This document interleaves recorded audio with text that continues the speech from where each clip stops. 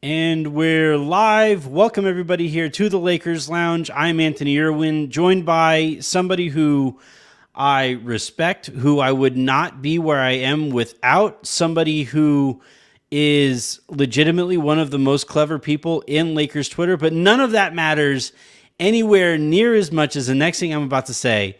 But the biggest Pau Gasol fan that I know, Daman Rangoola, thank you very much for hopping on. Thank you very much for making the time on short notice. And yeah, man, congrats. Take your victory lap. This dude he's goated, as the kids say. The honor is all mine, man. I'm so happy you had me on for this. It was my schedule happened to be empty, but even if it wasn't, this is one of those clear the schedule because it's time to talk about Pau, Aaron and I touched on him earlier this afternoon for our usual Thursday episode. And, a lot of it I wanted to, and I'm glad that we got kind of his vantage point on it. He worked for the Blazers at the time of the Pau trade. And so hearing him talk about the responses in Blazers offices was fun. So I hope you guys check that out. But also in times like these, it's just the most fun to reminisce with other fans. It really is. This is like when you hang out with somebody who you haven't hung out with in a while, and you sit down, you're at a bar, you're catching up. Almost inevitably, especially when you're sitting with Laker fans, the conversations go from the small talk of hey, how are your kids? How is work? How is all that? It's just a preamble to then be like, man, do you remember in 2007 when Kobe did this? And it always ends up there. And so, yeah, I love, this is my favorite part of sports, really. One of the things that I, especially this offseason, am workshopping as a segment for the show is just naming people. Just naming old Lakers and just sitting around being like LeBron Prophet, Chucky Atkins. Yeah, it was a Darius Johnson Odom, and but yeah, no, we are going to in a second get to the festivities and celebrate our dude Pau. We do have a little bit of news that we have to touch on here really quickly, as we know who the Lakers will play opening night of the season, and we know who the Lakers will be playing on Christmas Day. Opening night will be a Western Conference Finals rematch against the Denver Nuggets, as the Lakers will watch. I think they watched they watched the Warriors get their rings last year, and will now do that again here in Denver. And then on Christmas, the Lakers will be playing the Celtics. And I was thinking about this. I think that should just be the tradition. I think the Lakers should just play the Celtics every year on Christmas. Yeah, I like that. And by the way, I think the NBA got it right. As always during the holidays, Big Brother hosts on Christmas. So well done, NBA. Unless little brothers can't travel because they don't have jobs, Andrew and Alex. Shots fired.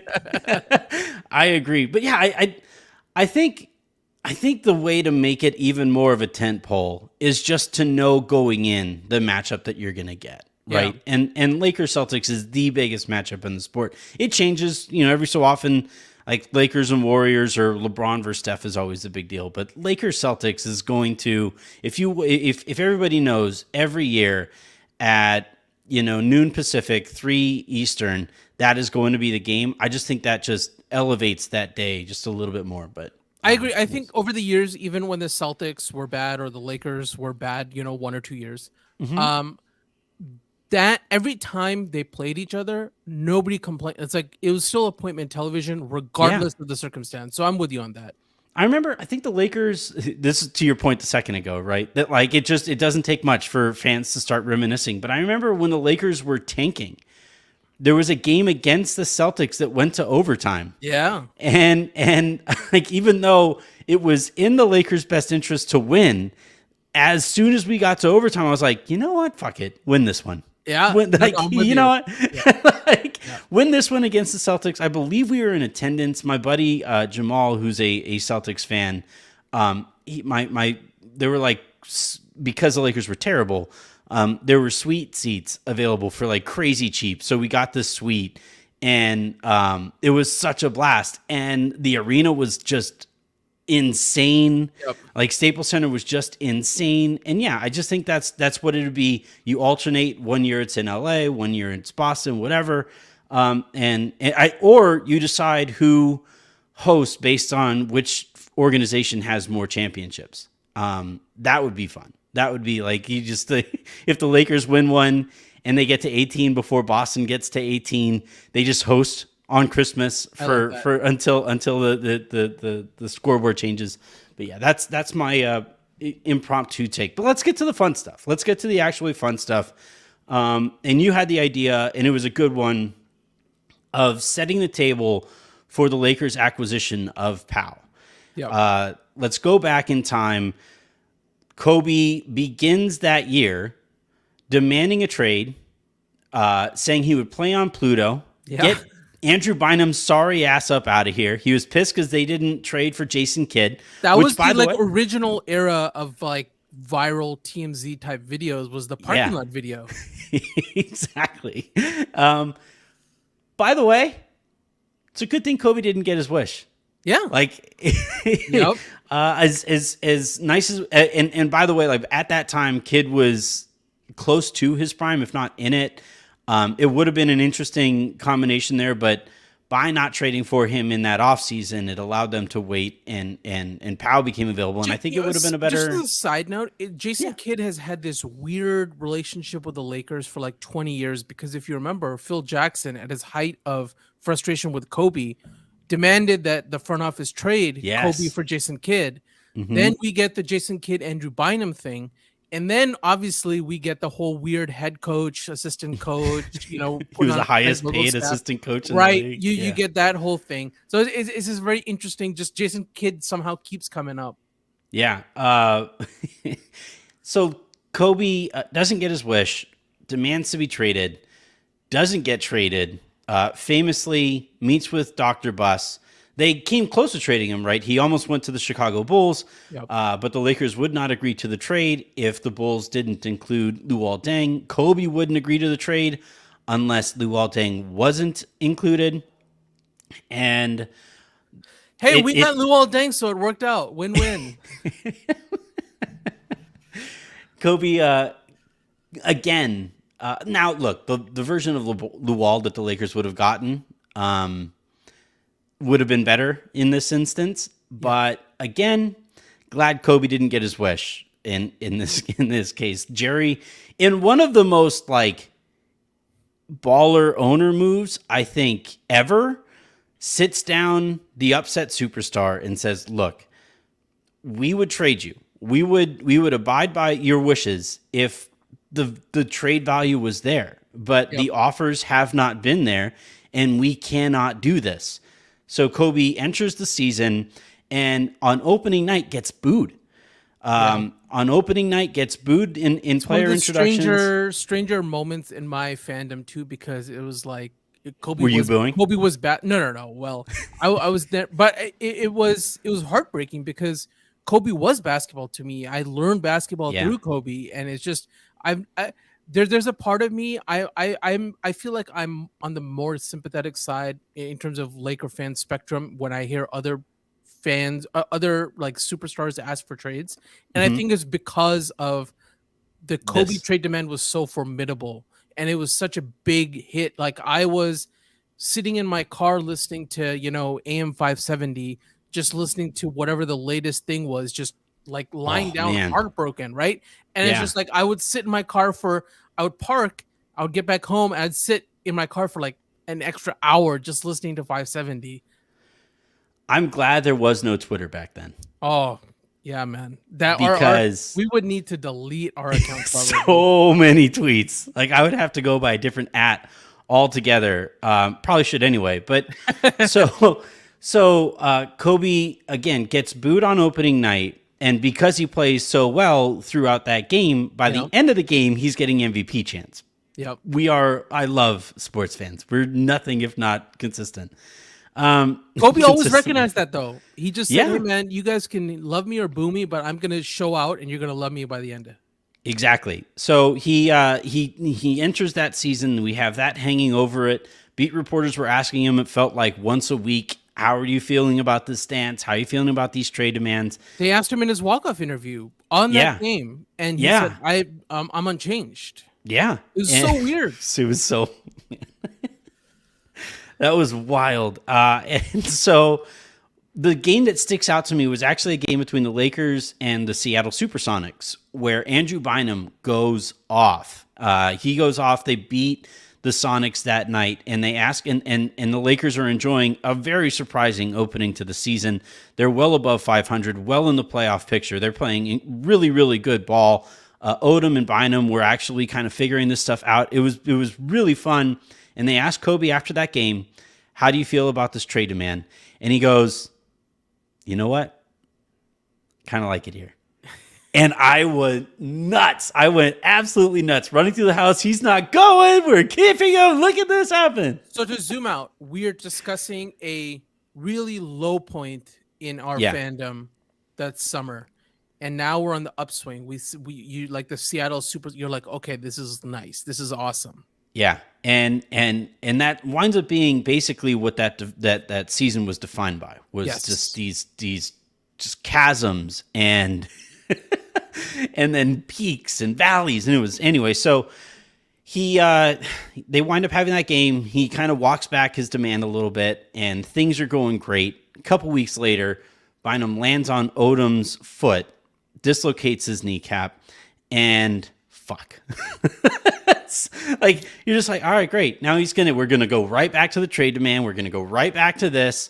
But one thing I will credit with Kobe with, though, was he was like, you know what?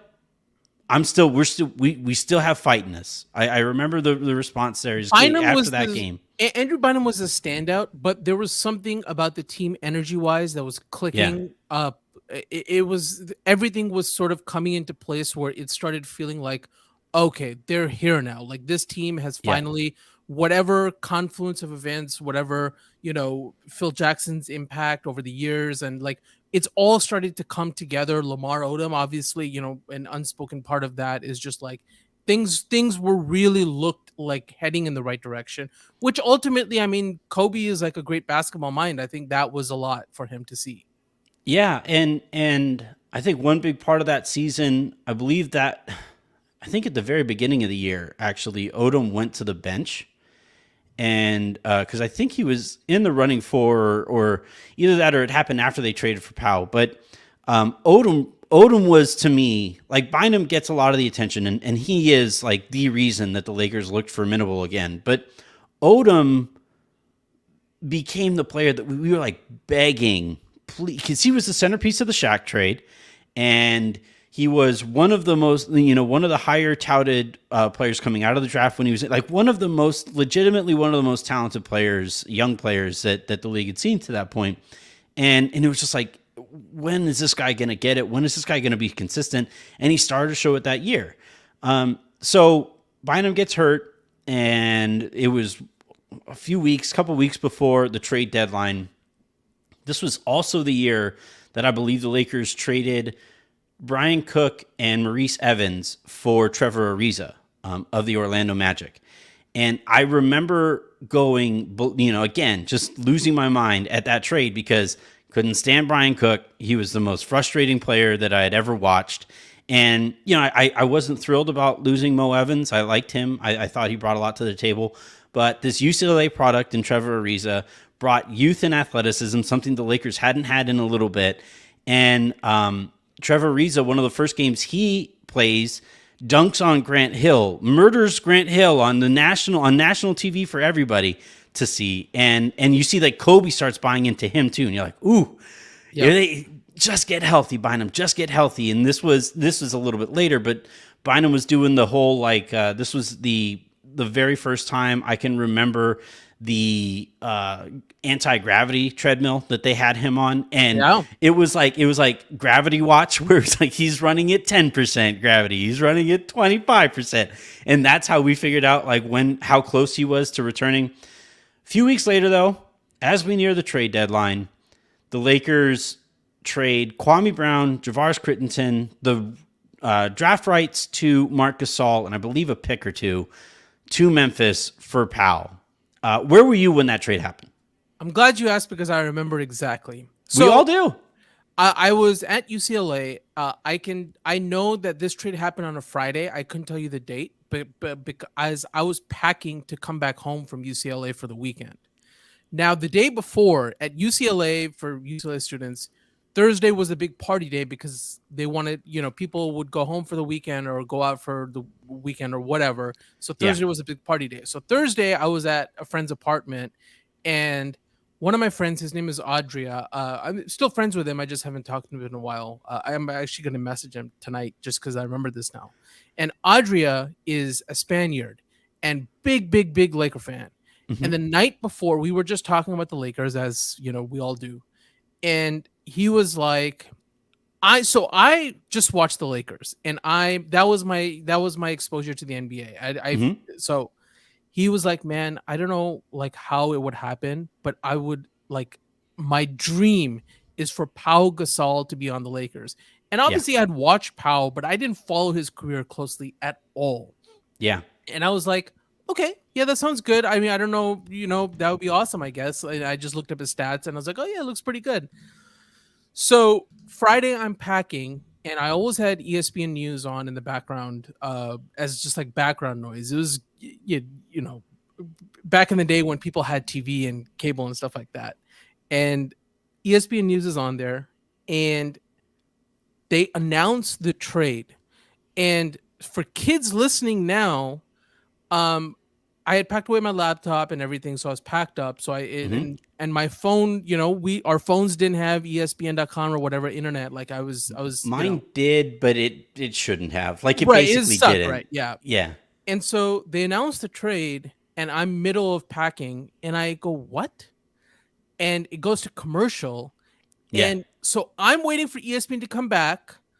I'm reading the ticker. I'm waiting for it to come back to the NBA because it's cycling through MLB and this, that, and it comes back and announces a trade. And I was like, wait, what?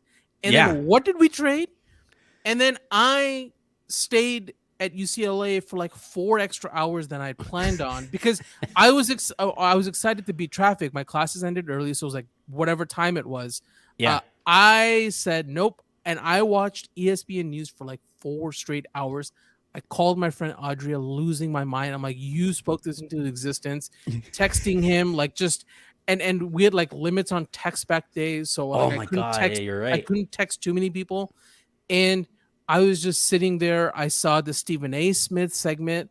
All of this I saw live. Like kids don't understand. We were watching this live, and I kept waiting for the news to cycle, and I kept waiting for the ticker to come back just to like make sure I read it right and I understood what this deal was.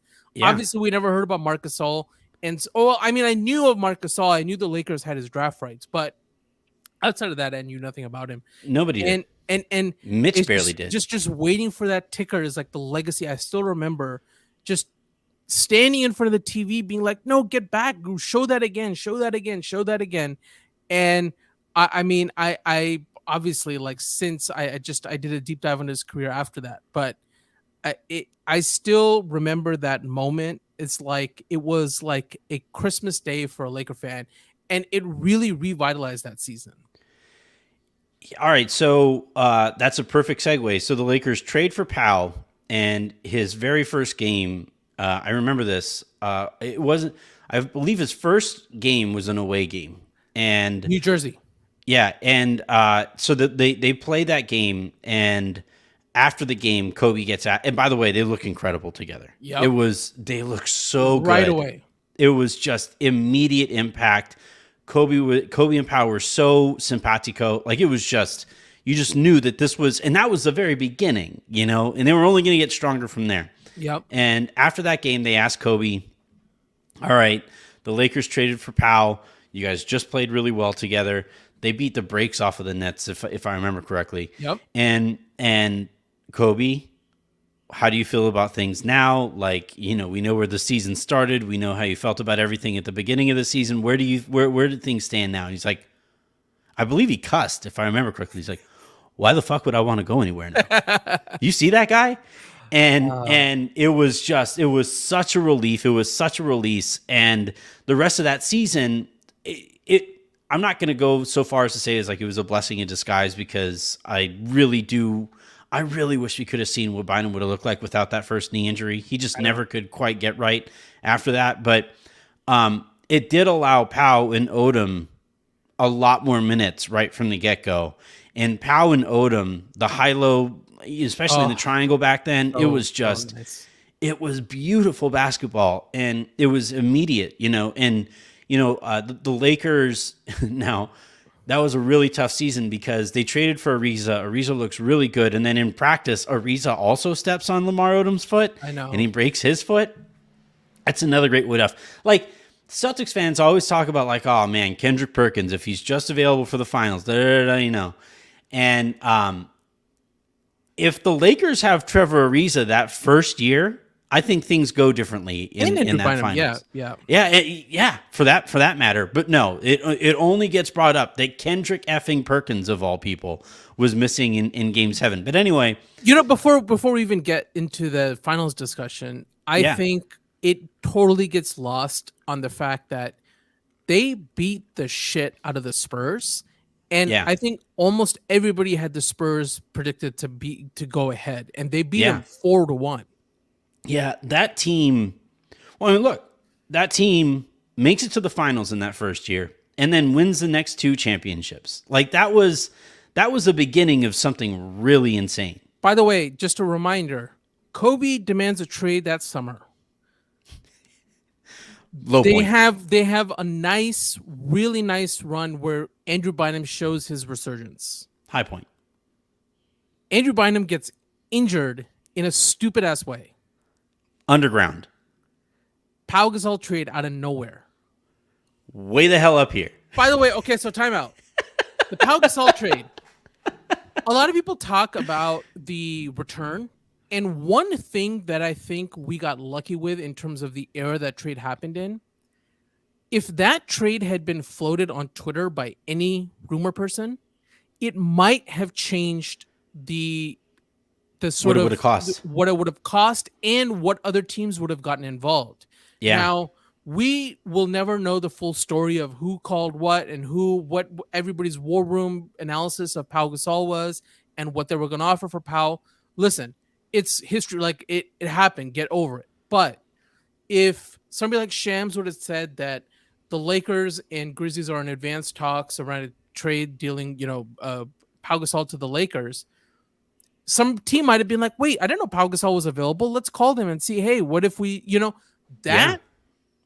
Twitter or the NBA internet ecosystem was just not there, right? And I think that more than anything, more than any of the nonsense that people say about, Jerry West gifted him to the Lakers and all that crap. Yeah. More than anything, I think a lack of information flow. That's such a great point. Yeah. Is really what probably caused that Pau Gasol trade to be executed the way it was. And it was executed earlier than the trade deadline. Yeah. And I think now more than anything, GMs around the league always wait until the deadline. Like, it just last thing. Deals like that don't always. It's very rare a deal even a week before the deadline happens. It's always right at the deadline, maybe a day before. Yeah. So it's a fascinating thing. All right, so we got the Pau Gasol trade, which is the top, and basically, man, like, I look back at that Celtics series too, and the Celtics, all the bullshit excuses they make about 2010 and all that aside, I think that throughout NBA history, what you see most of the time is that a team needs to reach like a finals, like mountaintop, get knocked down before they have the sort of fortitude and the thing to get over the top. And I think that the Lakers that year were so ahead of schedule that actually is what propelled them in 2009, because without that experience, I think it easily, like, if they had lost to the Spurs, honestly, we all would have been like, man, this was an awesome season. Like, we would not have complained, right? But I think them pushing the Spurs out and then getting to the Celtics, and that series was closer than we remember. We all remember the, Gatorade bath in Game 6, but other than that, like, there's a 23-point comeback in Game 5 that hurts my soul to mention. But yeah, like, if they win that game, you're 2-2 and you can afford whatever happens in Game 6. Yeah, anyway. So there's a lack of experience on the Lakers side in 2008. Yes, that was the first Celtics team in 2008. But if you look at all the key players, they were at critical points in their career to where it made sense that their veterans sort of whatever won out. But what happened in the summer then after that is there was this, I don't know if it was just like undertone or maybe it was like a European thing or whatever. The talks of Pau Gasol and being soft started. And Mm-hmm. this is where I was at my most defensive as a Laker fan. And I think that is good context to talk about what Pau did the next 2 years. But that discussion about Pau being soft, started coming into play. I was so proud of the way he played in the Olympics. Kobe and Pau going gold and silver is, a very, very nice thing. Yeah. Obviously, the documentaries about that whole dream team, it was Redeem just team redeem team, yeah, sorry, is just awesome to watch. And you could tell that Kobe and Pau had a legitimate brotherhood. And listen, man, we know Kobe doesn't allow everybody in. There was something about Pau that he actually connected to on a personal level. And so yeah, that was the 2008 season, so we can go on from there. Well, so really quick though on that 08 season, the thing that like you mentioned, and I'm glad that you mentioned that, like, Kobe didn't let people in. Kobe was like, not only did Kobe not let people in, but that was the most close off Kobe could have been, right? Going into the beginning of a relationship, that was the most jaded Kobe had ever been as a Laker. Looking around, he's like, man, I just averaged 35 and I got wiped in the first round. I can't, I there is nothing I can do to make this group of morons relevant. I'm sick of this. And Pau shows up, and I like to talk about, and everybody talks about correctly, this is a basketball thing and we're all basketball fans. But I think, like, Pau didn't just unlock Kobe the player or Kobe the leader, whatever, in a basketball sense. I think he really unlocked Kobe the human, because Pau is such an empath, right? He is such, like, he is so compassionate. He is, everybody who meets him says he's just a total sweetheart. Now he gets after it, he in the series that the Lakers won championships in, right? He went toe to toe with with an absolute pinnacle Dwight Howard and KG in his prime as well. Yep. But, like, Pau's heart is I think the real secret sauce here. The thing that makes Pau not just, such an incredible player and all of that, but it makes it so easy to root for the guy, because you just know that this guy is everything that you want on a basketball court, and then more as a person. And I think that really helped Kobe, who at that point in his career was just so closed off and so sick and tired of everything going on around him that, he started to open up for the reasons that we mentioned earlier already. But when Pau shows up and Kobe finds somebody that can be kind and empathetic and all of those things, and also a basketball genius and also a fucking dog, like, Kobe seeing those levels to Pau, I think, really allowed that relationship to bloom. We saw it immediately, but then what happens after that, where they are both, I think Pau's kid was born after Kobe's passing, but Pau was godfather to Gigi, and that is not something that happens very often. Godfather to me, my daughter's godfathers, my daughter's godparents, easy for me to say, are, a couple of friends that we have at home that I know are going to be lifelong friends, and we are entrusting them to a certain degree with, a guiding hand in our daughter's life. My son's godparents are my brother and sister-in-law, who we know are going to be there. So, like, for that basketball relationship to then elevate and escalate to that point between Kobe and Pau, knowing how closed off Kobe is, it was just incredible to watch. I wonder if what Kobe appreciated more than anything was not only who Pau is as a person, but Kobe clearly felt very comfortable telling him like he sees it, like a lot of tough love.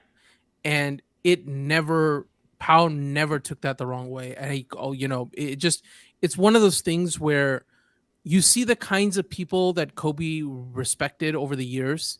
It's your Matt Barnes, it's your Meta World Peace, it's your guys who don't back down from a challenge that Kobe throws at him.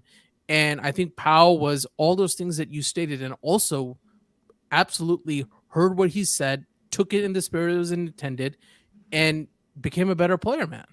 Yeah, well, that's the other thing that I think really resonates with Lakers fans, with Pau specifically, is we saw the evolution of the player and the evolution of the person here with Pau, where, when he came, when the Lakers traded for him, it wasn't just that like the soft stuff started against Boston. That was the knock on him because he was European. That was the knock on Dirk because he was European. And to watch him, look, Garnett, I think, outplayed him in that first final series. And then to see him, it's something that I'm looking forward to with AD this year, right?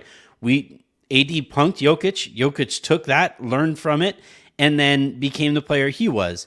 Turned around, punked AD in the Western Conference Finals. I want to see how AD responds to that. Yep. We know how Pau responded, though, right? And how the Lakers categorically responded that next season, where I believe from the very first preseason game on, when they would break huddles, it was 1, 2, 3, ring. You know, and it was, and they were all like striving for greatness together under the leadership of not just Kobe, but Pau in lockstep and meeting him with that intensity.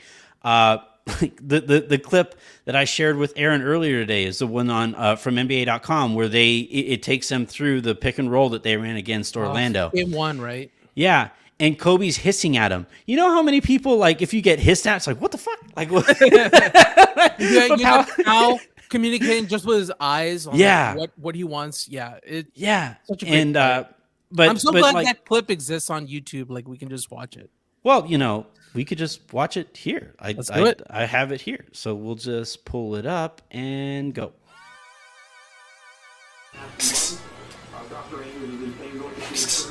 Pau, yo. Right. Game 2 of the NBA Finals hanging in the balance. I love the look. Like, that guy just hissed, right? Bryant looks inside, finds Gasol. Gasol, count it, and a foul. The Los Angeles Lakers are 2 wins from a 15th NBA title. Come on now, boy. Come on. We did that. Perfect. You and I were in line the whole time. So now you don't know what to do. You're not behind me. You're not in front of me. You're right there parallel with me. So now when he came, that was a quick shovel pass to you. The whole defense is cocked towards me and Pau. So he and I are in constant dialogue of what we see, adjustments that we can make on the fly.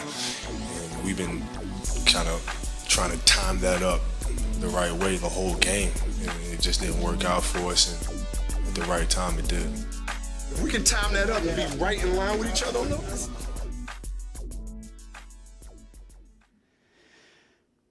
Man, it gives me chills every time. Doesn't matter. It doesn't matter what I'm doing. It's the exact clip that, like, it's perfectly edited, and yeah, it just, the thing I liked about it, and I'm repeating myself, but it was 3 kinds of communication there, right? It was in the locker room getting ready for the game, and hey, you ready? Yeah. And you had that like that kind of nonverbal communication, some partially verbal, partially partial tongue, but like that kind of communication. All right, let's go. And then on the court, you see like that clip of Pau like nodding his head and making his eyes real big and nodding his head and then finally, like, after the game, the fully verbal communication after you get the payoff of something that that they have scripted and ran through countless times against, again, one of the greatest defensive presences that the league has ever seen in Dwight Howard. They ran a pick and roll at him and got that and one there. And it was just, that relationship.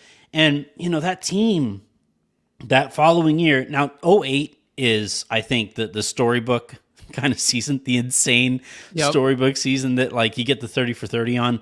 But that next season, the absolutely honed in focus collectively was incredible. And like there are not very many people who could be the second best player on a Kobe team and have that much pressure on him as much as Pau did, not just from Lakers fans and all of that, but Kobe specifically, to meet that focus, to meet that intensity and rise to it. And again, go toe to toe with Dwight Howard was an MVP candidate that year. Yep. And perennial defensive player of the year. Yeah. And it was a Magic team that was really the precursor to a lot of the modern basketball that we see now. So they had the marketed inefficiencies on their side with the spacing and with the math and all of that stuff and the steroids that team was on. And then, but the Lakers didn't matter, got a little help by way of a Courtney Lee missed layup and all of that stuff. Yeah. But beat that team in 6 and you get that clip of Kobe jumping in up and down in Orlando at half court. Beat them in 5, right? We didn't lose. Was it 5 to them? You're right. Right. Yeah. But it was very close. Like those games were tight.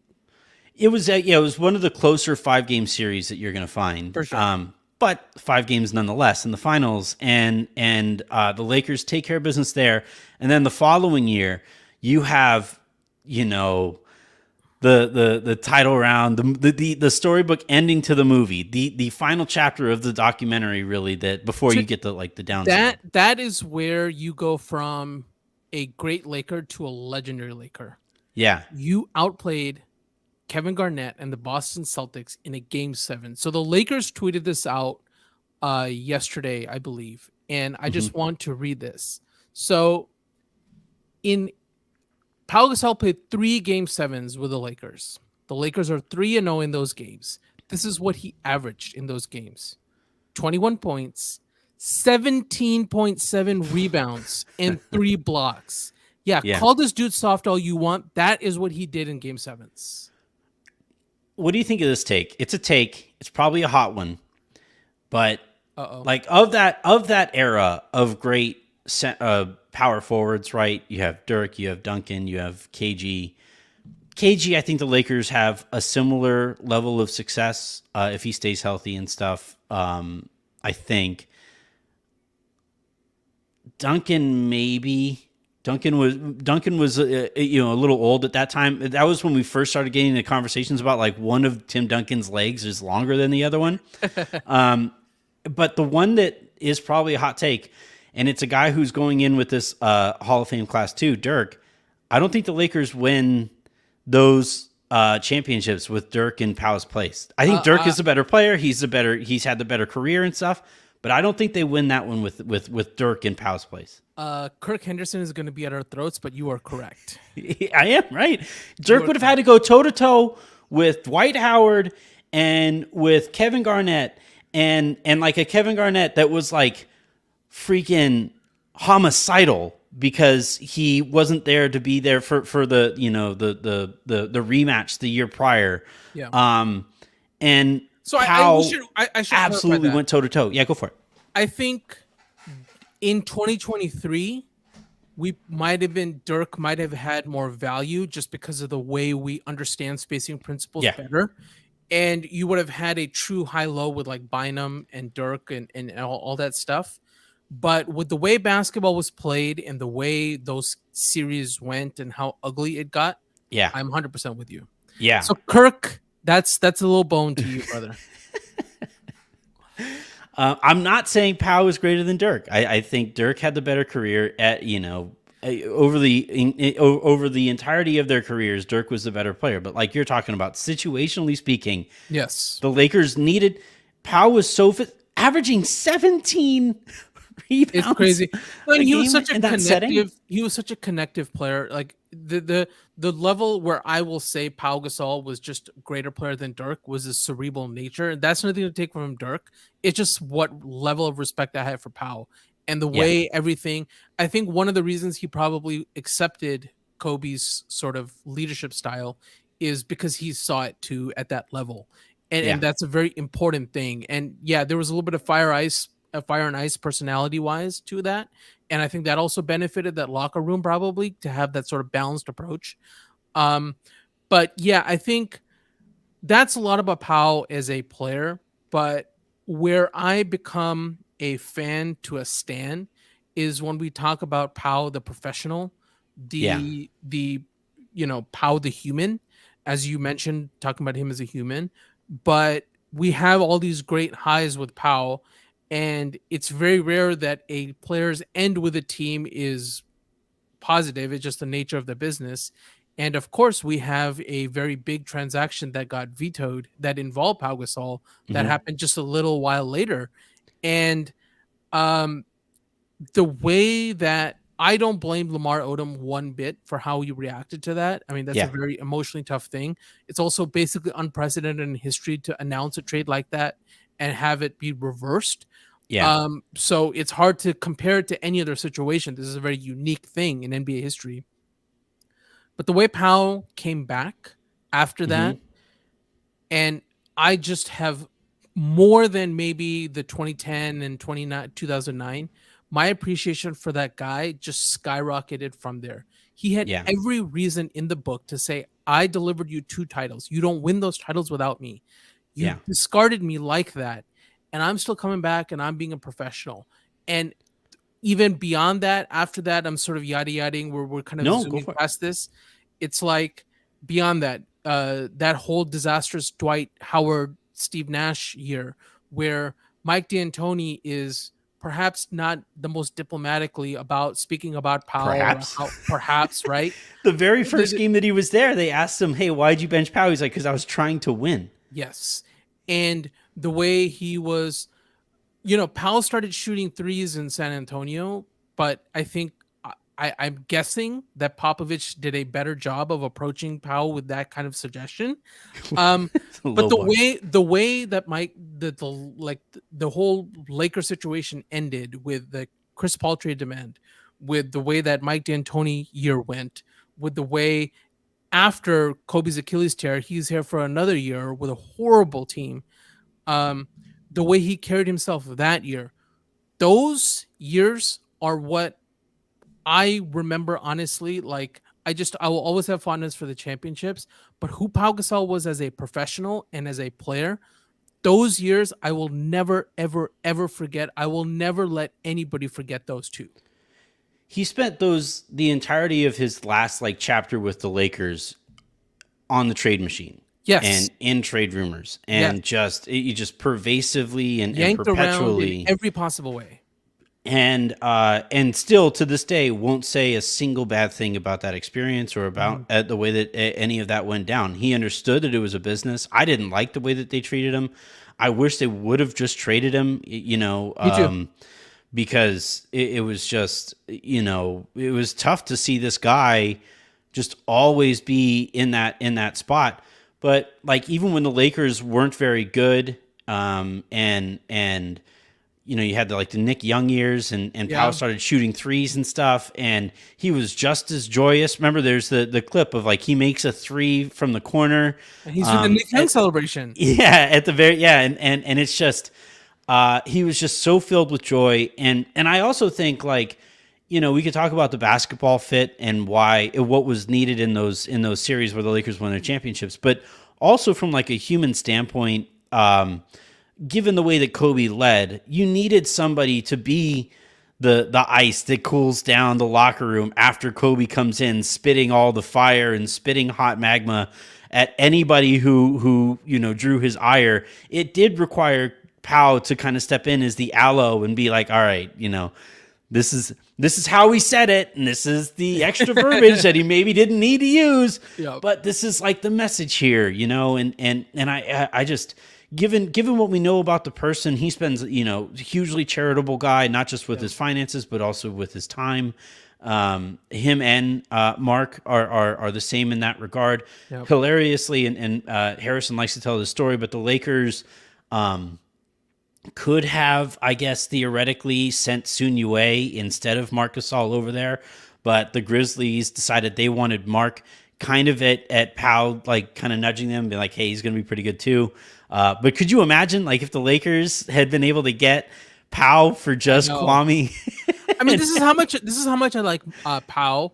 I was so excited when Mark came to the Lakers, and I now, because Pete Zayas is going to be on our heads, I understand why the Lakers brought in Andre Drummond and what role, what value he was going to bring to the table. But because he's supplanted Marc Gasol, I'm always going to hate him. It's like by extension, Marc Gasol was my stand-in for Powell. Yeah, I just look, they could have brought in Andre and not promised him the starting gig. The way that the Lakers were playing at the beginning of the year with Mark, where there was actually a play where Mark was ahead of LeBron on a read on a backdoor feed, and he threw the ball a little too far out in front. You know how smart you have to be out in front of LeBron? Incredible. But like, and look, all those things that Mark was brought to the table there, and over the course of his career, he was like a more physical, less skilled Pau, and it was just like watching those guys reach that height, given that like his parents are like doctors, it was just like the most random thing that they would both. No, I feel like people who are listening can hear this. It's just, I have such an appreciation for Pau, and really, I mean, do you have a favorite Pau memory? Do you like, could you, if you had to nail it down to one? I mean, it's hard just to beat Game 7, 2010. It really is. It's just him celebrating that one shot where his feet may have come down before he let go of that shot. It's Remember, Skip Bayless was like, I said it live. I saw it live. It's like, nobody saw that live. Shut up, Skip. That shot in that moment is where it's like, oh my God, I think we might do this. Because again, speaking of peaks and valleys, that Game 7 halftime was just depressing. I was quiet. I was watching. So I typically, for games like that, I have to watch alone. For that game, I was watching with a couple of family members. And at halftime, I was like, listen, guys, I'm going to watch in my room. Talk to you later. Like, I could not process the moment, and I needed to rage to myself. So I went to the separate room. But that specific shot, maybe, I think is what I would say was like, oh my God, okay, we're okay. We're going to be okay. Yeah. Like, let's just keep pressing. But other than that, man, I think, it's hard to avoid this angle. Just, I think, for our future lives as Laker commentators, but everything Pau has done since Kobe, as with his family, every time I see it on Instagram, every time I see Vanessa post something about Pau sending flowers or cake or for birthdays, and just being there, spending actual physical time with the family, it's a reminder that, I mean, that is like, this is family, and they are legitimate family. And just seeing that, knowing that while Kobe might be gone, we have a part of Kobe that's there with them. Yeah. It's again, I know we're talking basketball, but it's just hard to avoid talking about this, where what he's done on that front sort of justifies and is a perfect example of everything we loved about him as a professional, a player, a human that we've all known for years. And he is not words. These are actions. These are things right in front of us. And we don't see everything. Obviously, we don't even see probably 5% of it. But what we get exposed to, it validates everything we feel about him.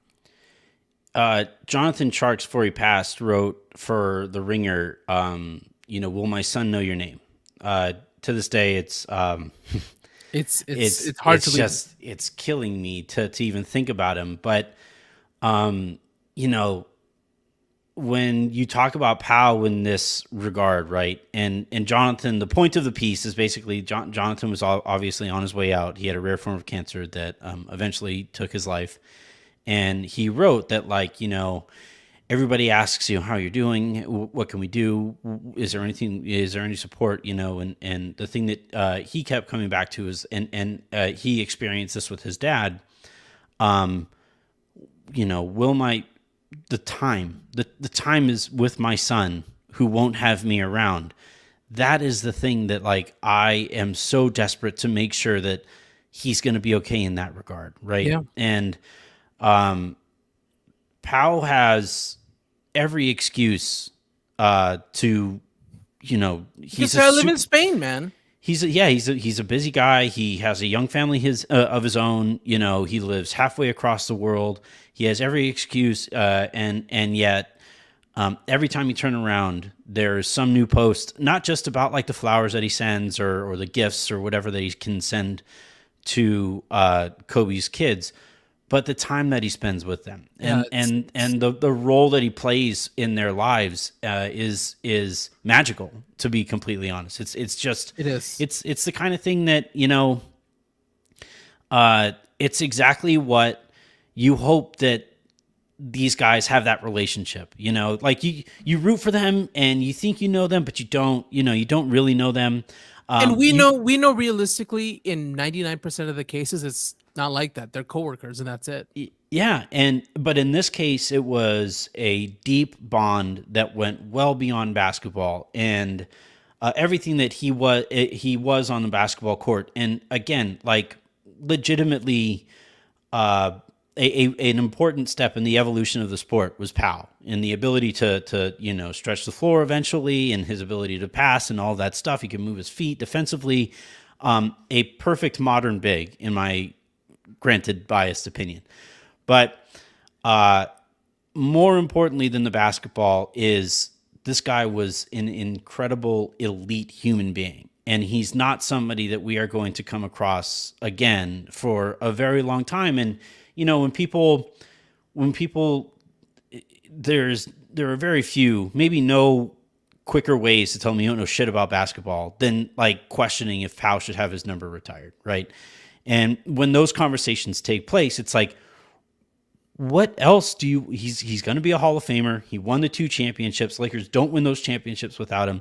And again, stands for everything that we want in our athletes. Everything, like, off of the court. That's exactly the kind of person that I want enshrined forever in moneylaunderingarena.com. Like that's exactly what I want in you know, when I tell my kids about the athletes that I rooted for and the people who inspired this passion that allows me to, you know, that leads me to pursue this ridiculous career. It's Pau, man. Like he's my second favorite Laker of all time, and I don't know if he's ever going to be supplanted. There's a true beauty of going to the arena and seeing Pau's jersey right next to Kobe's, and that's like all you could. It's just, you point there, you're like, thank you guys, and that's it. Exactly. All right, that is a perfect place to end this. Daman, thank you very much for hopping on here on short notice. Always an absolute pleasure to chat with you. I really enjoyed seeing you in Vegas again for way too little time. We gotta make more of an effort to see more of each other next time. I will be home in a couple weeks, so I'm going to see you then. How about that? Yes, you will. All right. Again, everybody, this is going to do it here for this week's content on the Lakers Lounge. Make sure you're subscribed here on YouTube. Make sure you're subscribed everywhere that you find your podcasts, and send your questions in the form of a 5-star review on iTunes. And until Monday, I'm Anthony Irwin. That was Daman Rangoola, and this has been the Lakers Lounge.